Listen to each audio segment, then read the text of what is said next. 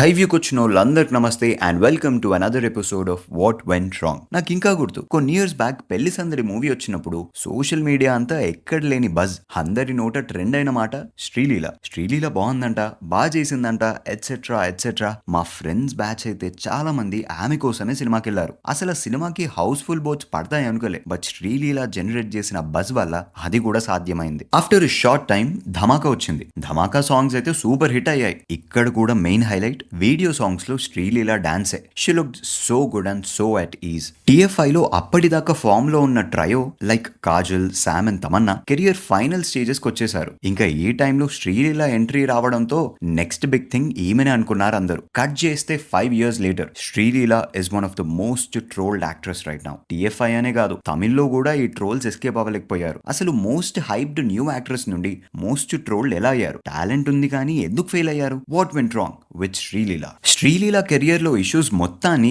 ఆమె own choices కి limit చేయలేం. ఓన్ చాయిసెస్ తో పాటు ఇండస్ట్రీ ఆస్పెక్ట్స్ కూడా అదే రేంజ్ లో ఉంటాయి. Number 1, branding. ఏ సెలబ్రిటీకి అయినా బ్రాండింగ్ అనేది one of the most important things. అందుకే దీని మీద స్పెషల్ ఫోకస్ పెడతారు చాలా మంది. హీరోయిన్స్ లో కూడా సాయి పల్లవి లాంటి వాళ్ళకి ఒక హోమ్లీ అండ్ ట్రెడిషనల్ అనే టైప్ బ్రాండింగ్ వచ్చేసింది. అలానే శ్రీలీల బ్రాండింగ్ ఎలా స్టార్ట్ అయిందంటే షీఈస్ అ గుడ్ డాన్సర్ అని, అలానే ఒక యంగ్ అండ్ బబ్లీ అమ్మాయి అనేసి. అండ్ ఈ బ్రాండింగ్ అనేది టిఎఫ్ఐ లో ఈజీగా వర్క్ అయిపోతుంది. బికాస్ లెట్స్ బి ఆనెస్ట్, మన డైరెక్టర్స్ చాలా మంది స్ట్రాంగ్ ఫీమేల్ క్యారెక్టర్స్ రాయరు. ఫోకస్ అంతా ఎక్కువ హీరో మీదనే ఉంటది. మన సినిమాల్లో హీరోయిన్ అంటే ఒక లవ్ ట్రాక్, ఒక పాట అండ్ ఒక డాన్స్. ఇదే మేజర్ రిక్వైర్మెంట్ లా చూస్తారు. ఇప్పుడు కొంతమంది హర్ట్ అయిపోయి అన్ని ఇండస్ట్రీస్ లో అంతే అనేస్తారు. ఇక్కడ కాంటెక్స్ట్ టిఎఫ్ఐ వరకే కాబట్టి ఓన్లీ ఇక్కడ వరకే మాట్లాడుకుందాం. సో ఇండస్ట్రీలో హీరోయిన్ అంటే ఇలా ఉంటే సరిపోద్ది అన్న పర్సెప్షన్ ఉన్నప్పుడు అదే బేర్ మినిమం స్టాండర్డ్ అయిపోద్ది. చూడ్డానికి బాగుండాలి, డాన్స్ అండ్ ఆల్ వచ్చి ఉండాలి. మేజర్ రిక్వైర్మెంట్స్ ఈ రెండు థింగ్సే. శ్రీలీలకి ఫస్ట్ మూవీతోనే ఈ 2 బాక్స్లు టిక్ కొట్టేసింది. అండ్ డైరెక్టర్స్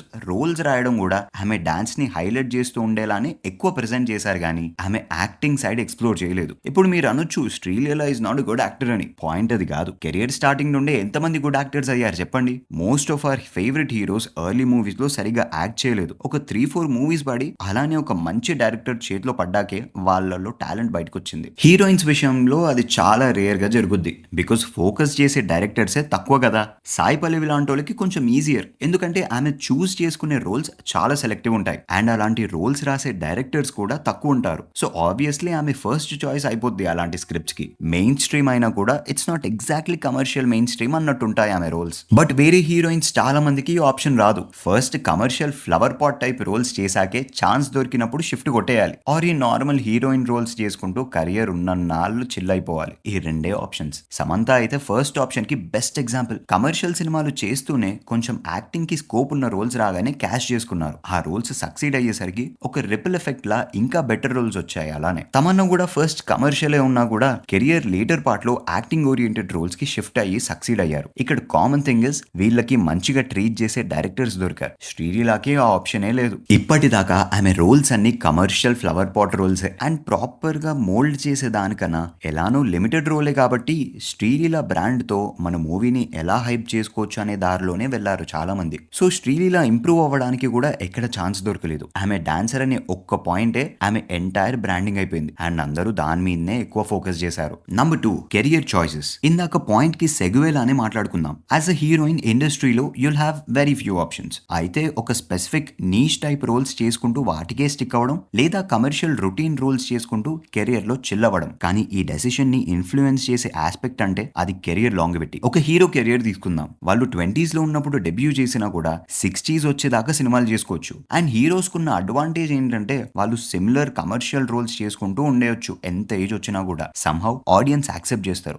కాదు చేసేలా కండిషన్ చేసేసారు. కానీ హీరోయిన్స్ తో అలా కాదు. బెస్ట్ ఆఫ్ ద బెస్ట్ అయినా కూడా వాళ్ళ కెరియర్ మ్యాక్స్ 10 to 15 years ఉంటది. ఆ తర్వాత చాలా స్లో డౌన్ అవుతుంది. అండ్ వాళ్ళు మెల్లిగా సపోర్టింగ్ రోల్స్ కి షిఫ్ట్ అవ్వాల్సి వస్తుంది, ఆర్ ఆర్ట్ మూవీస్ కి షిఫ్ట్ అవ్వాల్సి వస్తుంది. మోస్ట్ హీరోయిన్స్ అందుకే కెరియర్ స్లో డౌన్ అవ్వగానే ఎవరో ఒకరిని మ్యారేజ్ చేసుకుని చిల్ అయిపోతారు. కానీ ఈ లాంగివిటీ అనేది సంహౌ తగ్గుతూ వస్తుంది. ఒకప్పుడు 10 to 15 years ఉండే హీరోయిన్స్ కెరియర్స్ ఇప్పుడు ఇంకా తక్కువ ఉంటాయి. అట్లీస్ట్ దాంట్లో సగానికి వచ్చేసాయి అనుకోవచ్చు. ఓకే, సో లైఫ్ సైకిల్ ఇలా ఉంటది. కొత్త హీరోయిన్ వస్తుంది, ఆమెకి let's say some X amount remuneration అనుకుందాం. ఈ అమౌంట్ అనేది ఒక ఎస్టాబ్లిష్ హీరోయిన్ కన్నా తక్కువే ఉంటుంది. సో తక్కువ శాలరీ అనేసి ఈ కొత్త హీరోయిన్ ని ప్రిఫర్ చేస్తారు. అండ్ వీళ్ళు కూడా ఎలానో మన కెరియర్ షార్ట్ ఉంటది కాబట్టి వచ్చిన మూవీస్ అన్ని సైన్ చేసేద్దాం, ఉన్న నాళ్ళు ఉందాం, ఈ లోపు earn enough money to settle అన్నట్టే చూస్తారు. చూస్తారు. కొన్నాళ్ళైనాకే ఈ కొత్త హీరోయిన్స్ మెల్లిగా ఎస్టాబ్లిష్డ్ అవుతారు, రెమ్యూనరేషన్ పెంచుతారు. అదే టైంలో ఇంకో కొత్త హీరోయిన్ వస్తుంది and this cycle keeps on repeating. Sreeleela అయితే ఫస్ట్ ఆప్షన్ కే వెళ్లారనిపిస్తుంది. యాక్టింగ్ కి స్కోప్ ఉంది, కొంచెం యాక్టర్ గా గ్రో అయ్యే స్క్రిప్ట్స్ కోసం వెయిట్ చేయొచ్చు. But again heroines careers long పెట్టి ఉండదు. అసలు అలాంటి రోల్స్ వస్తాయో రావో కూడా తెలియదు.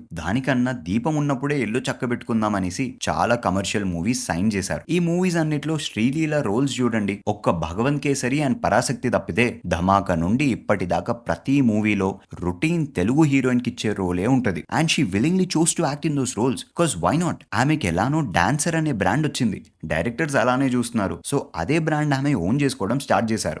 ఏ రోల్ చేసినా డాన్స్ అనేది మెయిన్ ఉండేలా చూసుకున్నారు. చివరికి అలానే సెట్ అయిపోయింది. ఒక హీరోయిన్ కెరియర్ అనేది slow down are ending stage కి ఎలా వచ్చిందని చెప్పొచ్చు అంటే, ఇది వరకు ఒక మెజర్ ఉండేది. Heroines item songs or special songs చేయడం స్టార్ట్ చేస్తే ఇంకా టిపికల్ కమర్షియల్ లీడ్ గా వాళ్ళ టైం ఎండ్ కి వచ్చేసిందని. యూజువలీ ఇది ఒక 7 to 8 years కెరియర్ తర్వాత జరిగేది. కానీ రీసెంట్ గా ఈ ట్రెండ్ కూడా మారింది. ఫ్యూ ఫిల్మ్స్ ఓల్డ్ ఉన్న హీరోయిన్స్ తో కూడా స్పెషల్ సాంగ్స్ అని పెట్టేస్తున్నారు. శ్రీలీల కూడా తన డాన్సర్ ఇమేజ్ కి తగ్గట్టుగానే కిసిక్ సాంగ్ చేసేశారు. Oo Antava will always be the better song. కానీ again does it even matter? Sreeleela got her pay check and I don't even blame her because ఉన్న ఆప్షన్స్ లో ద బెస్ట్ ఆప్షన్ అదే అండ్ ఆమె అదే ఆప్షన్ చూస్ చేసేసుకున్నారు. ఇప్పటికిప్పుడు శ్రీలీల కెరియర్ ఎండ్ అయిపోయినా కూడా she would be fine because she probably earned enough money to chill at life. Number 3, public perception and market influence. Heroines ఇలా రొటీన్ రోల్స్ కి stick అవ్వాలనే చాయిస్ తీసుకోవడం తప్పే లేదు. కానీ దీనివల్ల ఎవెన్చువలీ పబ్లిక్ పర్సెప్షన్ చేంజ్ అవుతుంది. అయింది కూడా. శ్రీలీల, కృతి శెట్టి, భాగ్యశ్రీ బోర్సే, మీనాక్షి ఇలా ఒక సెట్ ఆఫ్ యాక్టర్స్ ఒకే టైంలో వచ్చారు. అండ్ మీనాక్షిని పక్కన పెడితే వీళ్ళందరిలో ఉన్న కామన్ పాయింట్, వీళ్ళ ఫ్లాప్ రేషియో చాలా ఎక్కువ ఉంటుంది హిట్స్ రేషియోతో కంపేర్ చేస్తే. కానీ భాగ్యశ్రీ బోర్సేకి సంహౌ కాంతా లాంటి రోల్ పడింది. సో షీ కెన్ యాక్ట్ అనే ఒక పర్సెప్షన్ ఉంది. అలానే ఆంధ్ర కింగ్ తాలూకా ఫ్లాప్ అయినా కూడా మూవీకి పాజిటివ్ రిసెప్షన్ వచ్చింది. అండ్ రామ్ కి ఆమెకి మధ్య కెమిస్ట్రీ కూడా వర్క్ అయింది. ఇక రీసెంట్ గా వచ్చిన లెలిన్ తో మచ్ నీడెడ్ హిట్ కొట్టారు. కానీ ఈ కెరియర్ ట్రెజెక్టరీ అందరికి పడదు. శ్రీలీల ఇప్పటిదాకా ఒక సాలిడ్ యాక్టింగ్ డెలివర్ చేసిన రోల్ అంటే పిక్ చేయలేరు. భగవంత్ కేసరిలో ఆమె role might be the only thing. At least routine heroines role కాదు అండ్ ఒక మంచి క్యారెక్టర్ ఆర్క్ ఉంటది ఆమెకి. బట్ అదర్ దెన్ దాట్ వేరే రోల్స్ మైండ్ లోకి కూడా రావు acting wise. Same with Krithi Shetty. ఉప్పెనలో షీ డస్ వెల్, కానీ ఆ తర్వాత అంటే జీరో ఇంపాక్ట్. మీనాక్షి కెరియర్ కొంచెం బెటరే బికాస్ ఆమెకి హిట్ 2లో డీసెంట్ రోల్ పడింది అండ్ సంక్రాంతికి వస్తున్నాం అండ్ అనగనగా ఒక రాజుతో మంచి హిట్సే పడ్డాయి. సో ఇలా క్విక్ గా వచ్చి ఫేమస్ అవడం అండ్ అంతే క్విక్ గా మాయమైపోవడం అనేది రీసెంట్ గా హీరోయిన్స్ లో ఉన్న ట్రెండ్. ఈ మాయమైపోయే ప్రాసెస్ ని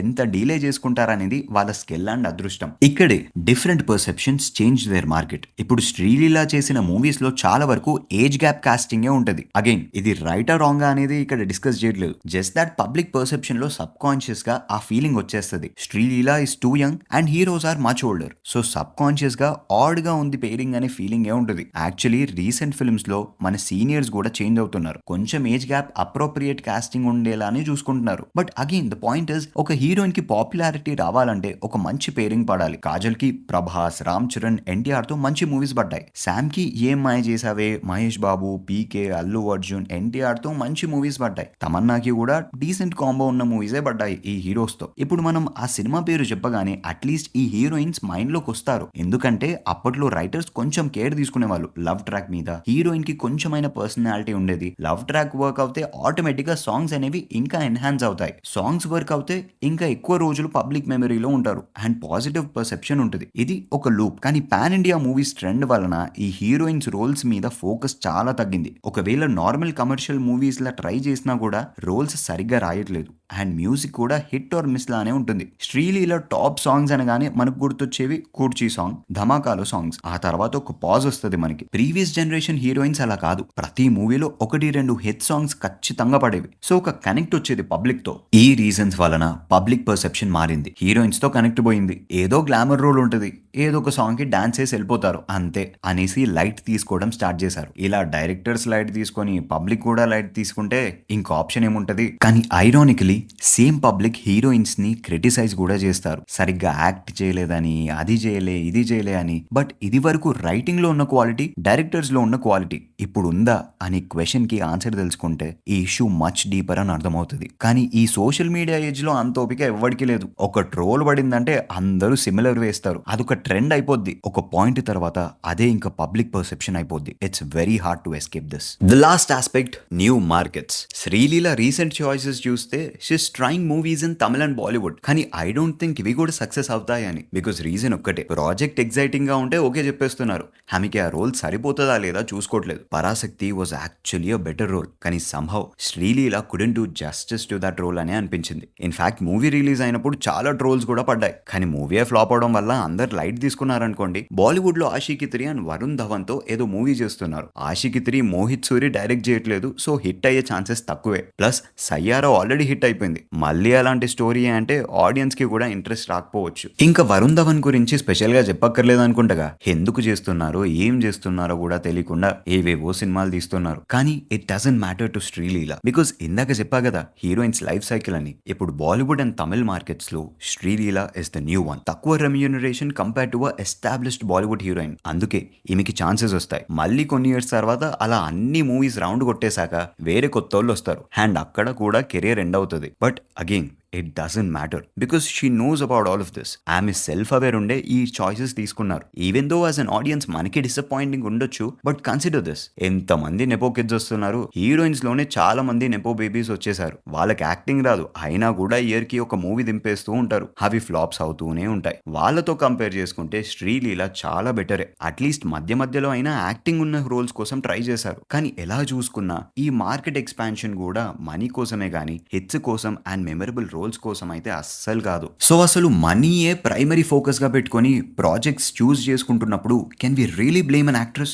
because the system is definitely rigged against them. And కొన్ని ఇయర్స్ పాటు ఓన్లీ గ్లామర్ రోల్స్ కే ఎక్కువ యూజ్ చేసుకున్నారు. So what went wrong with Sreeleela is not just because of her. ఒక ఇండస్ట్రీ కల్చర్ లో ఉన్న ఫ్యూ ఆప్షన్స్ లో కెరియర్ నావిగేట్ చేయాల్సిన స్పేస్ లో నుండి వర్క్ చేస్తున్నారు. దీనికి రెమెడీ కూడా ఈజీయే. ఫిల్మ్స్ తక్కువ తీసుకోవడం, క్వాలిటీ ఉన్న స్క్రిప్ట్స్ చూస్ చేసుకోవడం. తక్కువ ఫిల్మ్స్ వల్ల టైం దొరుకుతుంది కాబట్టి యాక్టింగ్ ఇంప్రూవ్మెంట్ మీద ఫోకస్ పెట్టుకోవడం. ఇవన్నీ మోస్ట్ ఆబ్వియస్ సొల్యూషన్స్ అండ్ మనం ఎవరైనా చెప్పొచ్చు. ఎండ్ ఆఫ్ ద డే ఆ చాయిస్ తీసుకోవాల్సింది మాత్రం శ్రీలీలానే. So that's it for the video guys. ఈ వీడియో మీకు నచ్చితే please like, share and subscribe to our what went wrong channel. మరిన్ని వీడియోస్ తో మీ ముందుకు వచ్చేస్తాం.